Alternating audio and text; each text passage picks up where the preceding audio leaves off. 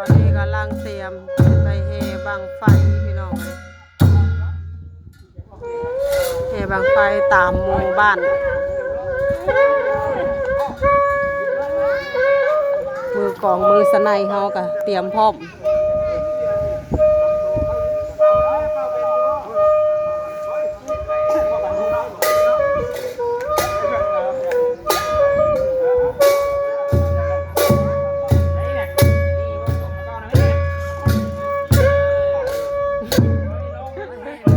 ขึ้นมาพร้อมกันเลย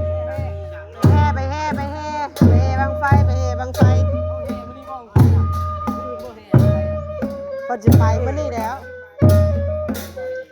เตรียมไปพี่น้องจะเตรียมแห่บังไฟเนาะพี่น้องบุญบังไฟจะมาฮอดได้พี่น้องในวันที่11 เมษายนที่จะมาฮอดนี่แหละพี่น้องเลย